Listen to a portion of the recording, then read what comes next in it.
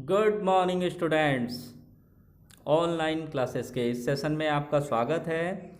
और आज हम फिजिक्स विषय विज्ञान कक्षा 9 चैप्टर 8 गति गति के एक टॉपिक वेग के बारे में जानेंगे। वेग की परिभाषा, वेग का सूत्र, मात्रक एवं उदाहरण, इन सब चीज़ों के बारे में जानेंगे। आइए प्रश्न संख्या 7 पर आगे बढ़ते हैं। किसी गतिशील पिंड के वेग को परिभाषित कीजिए। वेग का फॉर्मूला, मात्रक एवं उदाहरण लिखिए। इससे पहले के 6 प्रश्नों के लिए आप पिछली वीडियोस को ध्यान से देखें। आइए इस प्रश्न के उत्तर की ओर आगे बढ़ते हैं और समझते हैं वेग क्या है। वेग, इसको इंग्लिश में वेलोसिटी कहते हैं। किसी गतिशील वस्तु द्वारा निश्चित दिशा में एकांक समय में तय किए गए विस्थापन को वस्तु का वेग कहते हैं। इसकी डेफिनेशन यह भी हो सकती है कि विस्थापन में समय के सापेक्ष परिवर्तन की दर वेग कहलाती है। यह एक सदिश राशि है। आइए इसे और विस्तार से समझते हैं। यहाँ पर डेफिनेशन में कहा गया है किसी गतिशील वस्तु, अर्थात अगर वस्तु गतिशील नहीं होगी, विरामावस्था में होगी, तो उसका वेग 0 हो जाएगा। तो वस्तु का गतिशील होना बहुत ज़रूरी है वेग होने के लिए। तो किसी गतिशील वस्तु द्वारा निश्चित समय में, अर्थात हमें समय की भी आवश्यकता है और कितने समय में कितना विस्थापन तय कर रही है वस्तु, इस चीज़ को भी हम देखेंगे। तो इसमें कहा गया है एकांक समय में तय किए गए विस्थापन को। अब मान लीजिए कोई वस्तु 10 सेकंड में 20 मीटर का विस्थापन तय कर रही है। तो ये 10 सेकंड में 20 मीटर है, तो हम एकांक समय अर्थात 1 सेकंड में कितने मीटर का विस्थापन तय कर रही है ये जानेंगे। ये जानने के पश्चात हमें वेग प्राप्त हो जाएगा। तो 10 सेकंड में 20 मीटर, तो 1 सेकंड में 2 मीटर, तो ये हमारा वेग का परिमाण हो जाएगा। उसके बाद हम दिशा भी लिखेंगे और ये वेग कहलाएगा। अगली डेफिनेशन की ओर बढ़ते हैं। इसमें लिखा है विस्थापन में समय के सापेक्ष परिवर्तन की दर। परिवर्तन किस में हो रहा है? विस्थापन में कितना परिवर्तन हुआ है, यानी कि पहली स्थिति और अंतिम स्थिति, ये हमें ज्ञात होनी चाहिए कि अंतिम स्थिति तक कितना विस्थापन तय किया गया है। और विस्थापन में परिवर्तन को भाग कर देंगे समय से, क्योंकि यहाँ पर लिखा है समय के सापेक्ष दर का मतलब होता है हमें समय से भाग करनी है, अर्थात वेग बराबर विस्थापन बटे समय। इसको हम फॉर्मूले में जानेंगे। आगे समझते हैं वेग एक सदिश राशि है। सदिश राशियाँ, इस पर भी वीडियो हम बना चुके हैं। आपने, आशा करते हैं आपने वो वीडियो ज़रूर देखी होगी। नहीं देखी है तो जल्दी से पीछे जाएं और उस टॉपिक को देखें। सदिश राशियाँ अर्थात वेग में दिशा भी होती है। अब बात करते हैं हम वेग का सूत्र, फॉर्मूला ऑफ वेलोसिटी। ये सब चीज़ें आपको नोटबुक में नोट करते जाना है। वेग का फॉर्मूला होता है वेग बराबर विस्थापन बटे समय। वेग बराबर विस्थापन बटे समय, अर्थात विस्थापन को हमने भाग की है समय से, जो राशि प्राप्त होगी वो वेग है। उसके साथ दिशा भी लिखनी होगी हमें, क्योंकि ये सदिश राशि है। अब बात करते हैं वेग का मात्रक। तो वेग का ऐसा ही मात्रक होता है मीटर पर सेकेंड। बेग का एसआई मात्रक है मीटर पर सेकेंड। एसआई मात्रक मतलब स्टैंडर्ड मात्रक। दुनिया भर के साइंटिस्ट और वैज्ञानिक इंजीनियर्स इस यूनिट का प्रयोग करते हैं, जो कि है मीटर पर सेकेंड। ये एसआई मात्रक। इसके अन्य मात्रक भी होते हैं, अलग अलग देशों के साइंटिस्ट अलग मात्रक भी यूज कर सकते हैं।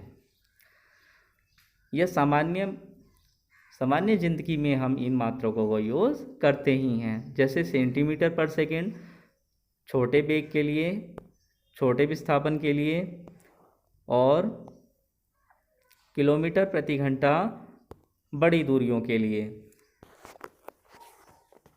आप यहाँ पर इसको नोट करने के लिए या तो वीडियो को पॉज करके इसको नोट कर सकते हैं या फिर स्क्रीनशॉट भी ले सकते हैं। आगे बढ़ते हैं। प्रश्न संख्या 8, वेग कितने प्रकार का होता है? वेग कितने प्रकार के होते हैं?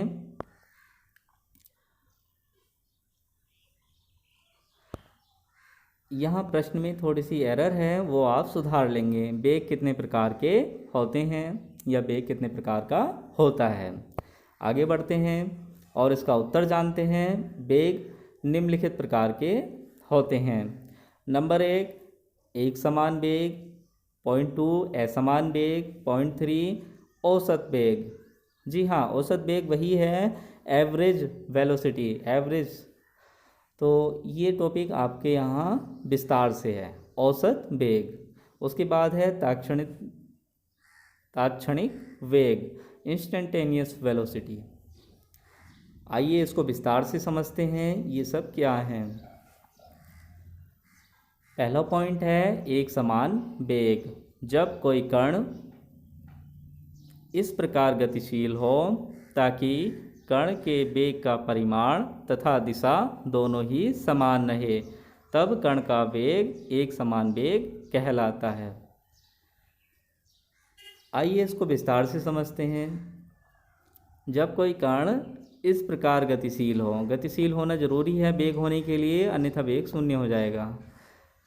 तो गतिशील हो ताकि कण के वेग का परिमाण, अब यहाँ परिमाण की बात कर रहे हैं, तथा दिशा, अब यहाँ दिशा की बात कर रहे हैं, अर्थात परिमाण और दिशा दोनों की ही बात कर रहे हैं। और दोनों कैसी हैं? समान। पूरी गति के दौरान दिशा और वेग दोनों ही समान नहीं, दोनों ही समान रहें तब उस वेग को हम एक समान वेग कहेंगे। अगर दोनों में से कोई एक भी चेंज हो जाता है, परिवर्तित हो जाता है, तो ये हमारा एक समान वेग नहीं रहेगा, चाहे परिमाण चेंज हो या फिर दिशा चेंज हो।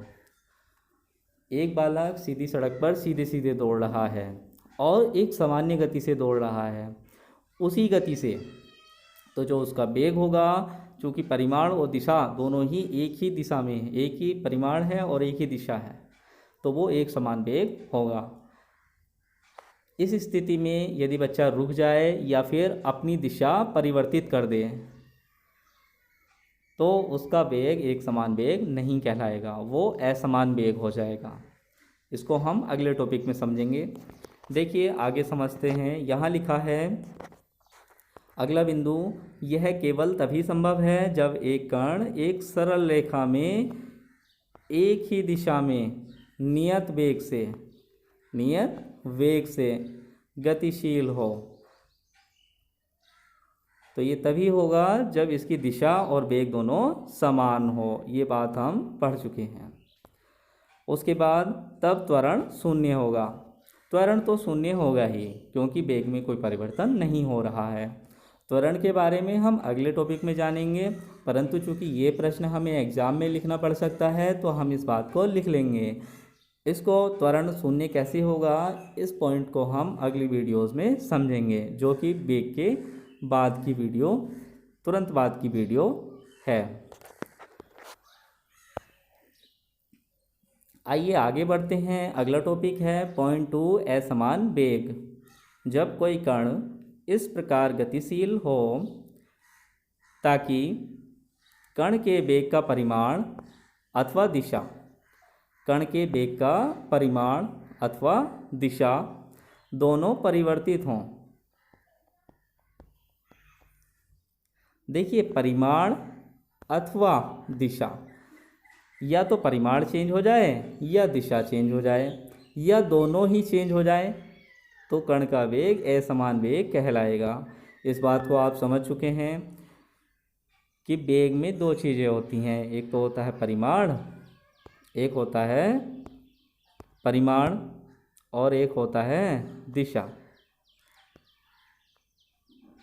या तो परिमाण चेंज हो जाए या दिशा चेंज हो जाए या दोनों ही चेंज हो जाएं,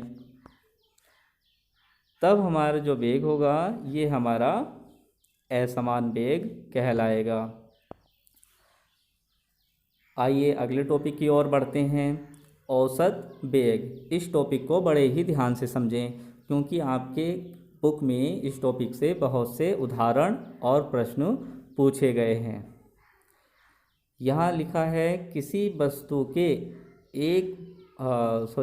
किसी वस्तु के कुल विस्थापन तथा उस विस्थापन में लगे कुल समय के अनुपात को औसत वेग कहते हैं। अब देखिए, अनुपात का मतलब होता है भाग करना, ये आप पिछले टॉपिक्स में समझ चुके हैं। अनुपात में डिवाइड की लाइन के ऊपर एक राशि होती है और डिवाइड के लाइन के नीचे एक राशि होती है। तो डिवाइड की लाइन के ऊपर जो राशि है वो है कुल विस्थापन और जो नीचे की राशि है वो है कुल समय। अगर हम कुल विस्थापन को कुल समय से भाग कर देते हैं तो वो हमारा औसत वेग कहलाएगा। क्योंकि वस्तु गतिशील है तो कुछ ना कुछ विस्थापन तय करेगी और उस विस्थापन में कुछ ना कुछ समय लगेगा। तो ये दोनों चीज़ ज्ञात होने पर हम औसत वेग प्राप्त कर सकते हैं। आइए फॉर्मूले की सहायता से समझते हैं। फॉर्मूला हमारा है औसत वेग। औसत वेग बराबर कुल विस्थापन बटे कुल समय। कुल विस्थापन को कुल समय से भाग करेंगे, डिवाइड करेंगे तो हमें औसत वेग प्राप्त हो जाएगा। मैथमेटिकल फॉर्म में लिखना चाहेंगे तो यहाँ लिख देंगे वी एवरेज। मैथमेटिकल फॉर्म में लिखेंगे वी एवरेज, अर्थात आइए यहाँ समझते हैं। मैथमेटिकल फॉर्म में लिखेंगे वी एवरेज औसत वेग बराबर डेल्टा एक्स। डेल्टा एक्स का मतलब है विस्थापन एक्स अक्ष के अनुदिश अगर वस्तु ने विस्थापन किया है तो उस विस्थापन में कितना परिवर्तन हुआ है। तो जहाँ हमने ऑब्जर्व करना शुरू किया है और जहाँ तक ऑब्जर्व किया है उन दोनों बिंदुओं के बीच में जो विस्थापन है तो वो हमारा डेल्टा एक्स और कुल समय अर्थात डेल्टा टी, यानी कि दोनों समय को हम देख लेंगे कि कुल समय कितना लगा है, जहाँ से समय हमने नोट करना शुरू किया है और जहाँ तक समय को ऑब्जर्व किया है तो उन दोनों बिंदुओं के बीच में कुल समय कितना है। कुछ स्थिति में समय को जोड़ना पड़ता है, कुछ स्थिति में समय को घटाना पड़ता है। इस चीज़ को हम उदाहरण की सहायता से समझेंगे जो कि इसी वीडियो में बताया गया है। इसे नोट करने के लिए आप स्क्रीनशॉट ले सकते हैं। आइए अब आगे बढ़ते हैं अगले टॉपिक की ओर, जो कि है तात्क्षणिक वेग, इंस्टेंटेनियस वेलोसिटी। किसी निश्चित समय या क्षण पर वस्तु के वेग को तात्क्षणिक वेग कहते हैं। v बराबर dx डिवाइड बाई dt, अर्थात हम किसी क्षण पर वस्तु के वेग को ऑब्जर्व करेंगे, अर्थात यहाँ जो t होगा वो डेल्टा t होगा और चूंकि डेल्टा t अल्प समय में हम किसी वस्तु के विस्थापन को ऑब्जर्व कर रहे हैं तो विस्थापन भी बहुत ही अल्प होगा, यानी कि डेल्टा x होगा।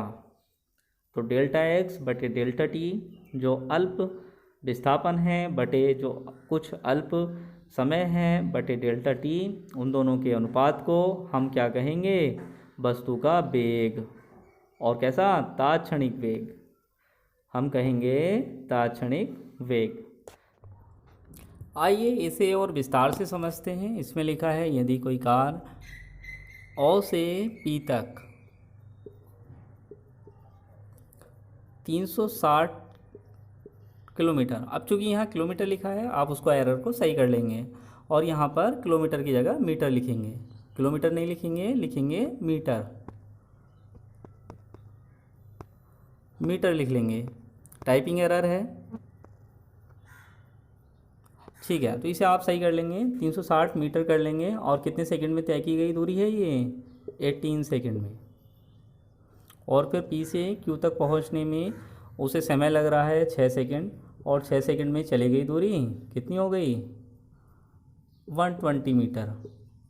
अब यहाँ फिर से किलोमीटर लिखा है, पर आप यहाँ पर मीटर लिखेंगे। टाइपिंग एरर है, रह जाती है। आगे बढ़ें। कार के औसत वेग और औसत चाल की गणना कीजिए। कार ओ से पी तक जाती है, पहली स्थिति, और जब ओ से पी तक जा कर के फिर से क्यू पर वापस आ जाती है, यानी कि यहाँ से यहाँ तक का विस्थापन में। आइए इसको आगे समझते हैं। और इसमें लिखा है जब कार ओ से पी तक जाती है, अर्थात ओ से लेकर के पी तक, तो कुल वेग बराबर औसत वेग बराबर कुल विस्थापन बटे कुल समय। कुल विस्थापन हमारे पास है 360 मीटर और कुल समय है 18 सेकेंड। तो इस प्रकार से औसत वेग हो गया 360 डिवाइड बाई 18, अर्थात +2 मीटर पर सेकेंड। जो यहाँ पर प्लस है तो ये डायरेक्शन को दर्शा रहा है। प्लस अर्थात गति आगे की ओर हो रही है, एक्स अक्ष के अनुदिश हो रही है, पॉजिटिव एक्स अक्ष के अनुदिश हो रही है। ऐसे भी आप समझ सकते हैं, या ये समझ सकते हैं कि गति आगे की ओर ही है, पीछे वस्तु नहीं आई है, धनात्मक है। आगे बढ़ते हैं, औसत चाल की गणना करते हैं। औसत चाल बराबर कुल दूरी बटे कुल समय। तो कुल दूरी हमारे पास सेम है, क्योंकि एक सरल रेखा के अनुदिश गति की गई है। ओ से पी तक की दूरी 360 मीटर और समय है 18 सेकेंड। दोनों से 360 को 18 से भाग करेंगे तो हमारे पास 20 मीटर पर सेकेंड आ जाएगा। इस स्थिति में हमें कोई दिशा दर्शाने की आवश्यकता नहीं है, तो आंसर है 20 मीटर पर सेकेंड। तो इस स्थिति में गति की दिशा एक होने से औसत वेग का परिमाण औसत चाल के तुल्य है। अब आइए आगे बढ़ते हैं दूसरी स्थिति की ओर, जब वस्तु ओ से पी और फिर पी से क्यू तक की दूरी तय करती है। तो औसत वेग निकालने के लिए कुल विस्थापन, देखिए यहाँ से वस्तु यहाँ जा कर के यहाँ आ जाती है, तो कुल विस्थापन निकालने के लिए हम अंतिम स्थिति से प्रारंभिक स्थिति को माइनस करेंगे। अंतिम स्थिति है, अर्थात देखिए यहाँ से यहाँ तक का मिनिमम डिस्टेंस, तो मिनिमम डिस्टेंस ये पूरी 360 मीटर है और ये 120 मीटर है, तो यहाँ से यहाँ तक की डिस्टेंस हो गई 240 मीटर। और यहाँ से यहाँ पहुँचने में कितना समय लगा है? देखिए 18 सेकंड तो पहले यहाँ से यहाँ पहुँचने में लगा, और फिर यहाँ से यहाँ पहुँचने में, क्यू तक पहुँचने में इसको 6 सेकंड लगा। तो ओ से पी और फिर क्यू, तो ओ से क्यू पहुँचने में उसको समय लगा है 18 + 6 यानी कि 24 सेकेंड।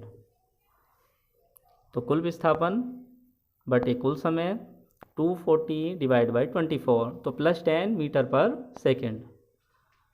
आगे बढ़ते हैं और औसत चाल की गणना करते हैं। कुल दूरी, देखिए कुल दूरी 360 किलोमीटर यहाँ तक और फिर यहाँ से यहाँ तक 120 मीटर। तो इस केस में हम कुल दूरी को ऐड करेंगे, तो कुल दूरी होगी 360 मीटर + 120 मीटर, और कुल समय 18 सेकेंड + 6 सेकेंड। तो हमारे पास इसका आंसर आ जाएगा, ये हो गए 480 डिवाइड बाई 24, और जब डिवाइड करेंगे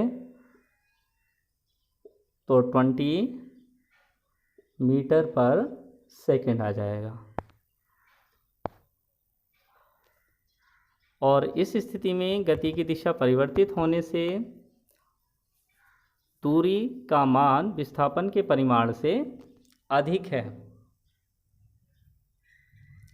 जिससे औसत वेग का परिमाण औसत चाल के तुल्य नहीं है, अर्थात दोनों की वैल्यू अलग अलग है, डिफरेंट है, तो आपस में तुल्य नहीं हुए। यहाँ पर 20 है परिमाण और यहाँ पर 10 है, तो आपस में तुल्य नहीं है। फिर लिखा है अतः औसत चाल औसत वेग से अधिक है, जो कि हमें दिख रहा है औसत चाल अधिक है। तो औसत वेग औसत चाल कुछ केसेस में सेम भी हो सकते हैं और कुछ केसेस में डिफरेंट भी हो सकते हैं। तो इस एग्जाम्पल की हेल्प से हम आशा करते हैं कि आप बेहतर तरीके से समझ पाए हैं। कोई भी डाउट है, कोई क्वेश्चन है, तो आप व्हाट्सएप पर किसी भी टाइम लिख करके भेज सकते हैं। इस सेशन में यहीं तक रखेंगे। अगले वीडियोस में हम जानेंगे चाल तथा वेग में क्या डिफरेंस है, क्या अंतर है। ये प्रश्न आपके एग्ज़ाम में बहुत बार पूछा गया है, बहुत महत्वपूर्ण है। डेफिनेशंस भी बहुत महत्वपूर्ण है, ये भी कई बार पूछी गई हैं। और हम ये भी आशा करते हैं कि आप साथ के साथ अपनी कॉपी में, नोटबुक में परीक्षा के अनुसार इसको नोट करते जाएंगे। इस वीडियो में यहीं तक रखते हैं। धन्यवाद। जय हिंद, जय भारत।